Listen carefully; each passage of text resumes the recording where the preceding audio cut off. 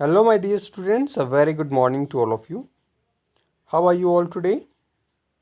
Welcome to our fifth English class. Today, in our English class, we are going to discuss and read our lesson number 6, My Grandchildren.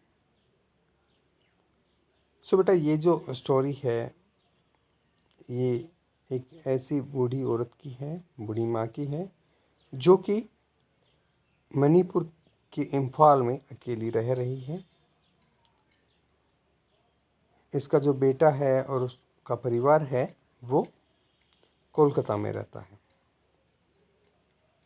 और ये अकेली यहाँ पे इम्फाल में मणिपुर में रह रही है।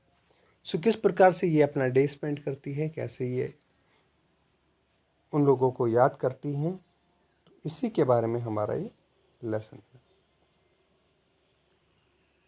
सो यहाँ पर हमारे पास एक्टिविटी वर्क में है, can you spot Manipur on the map of India.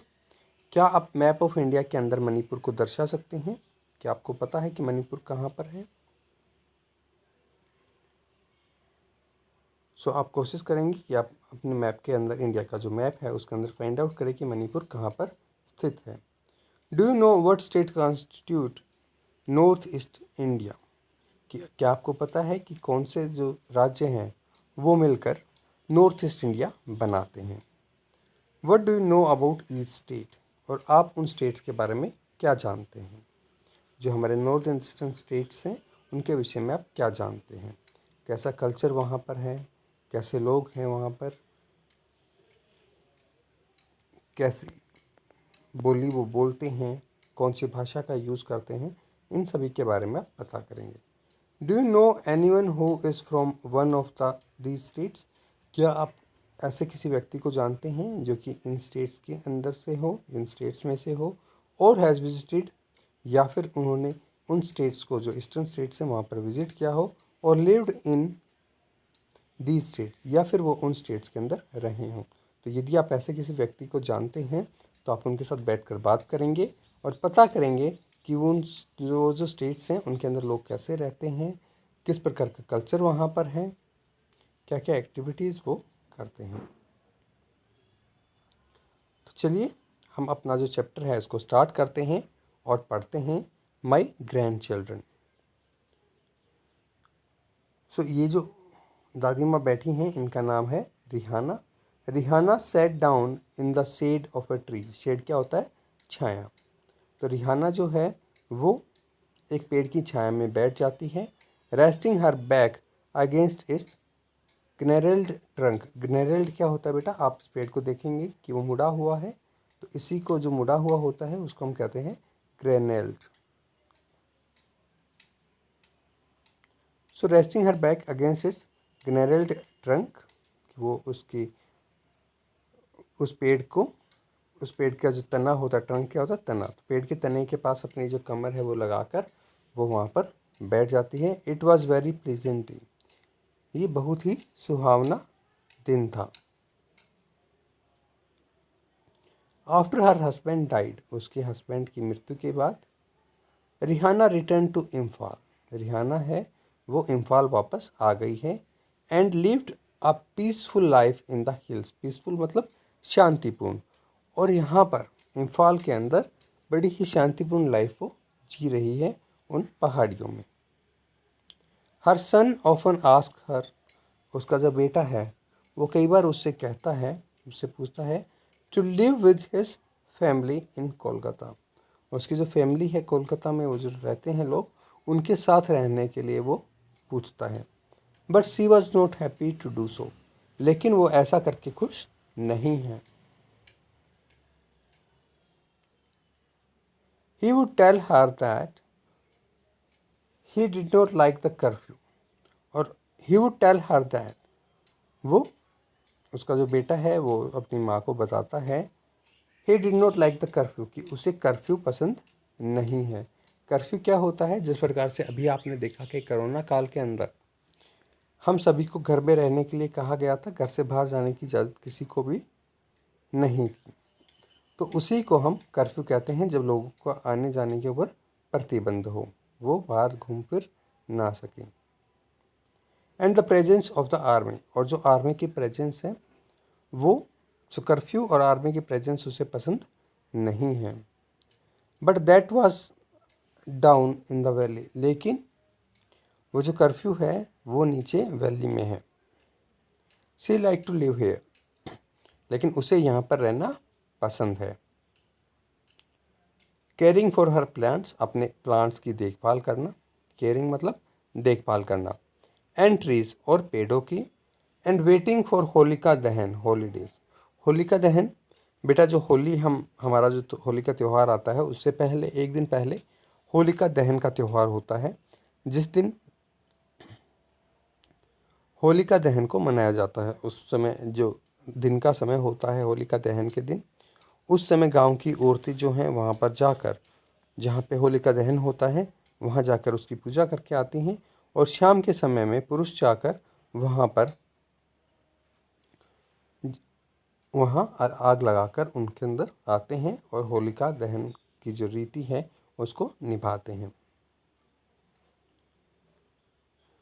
And waiting for Holika दहन हॉलीडेज, और वो होलिका दहन की जो छुट्टियां हैं उनका इंतज़ार करती है। When her grand children would visit, जब उसके जो ग्रैंड चिल्ड्रन है, उसके जो ग्रैंड चिल्ड्रन है वो उससे मिलने आएंगे, तो वो उनका इंतज़ार करती है।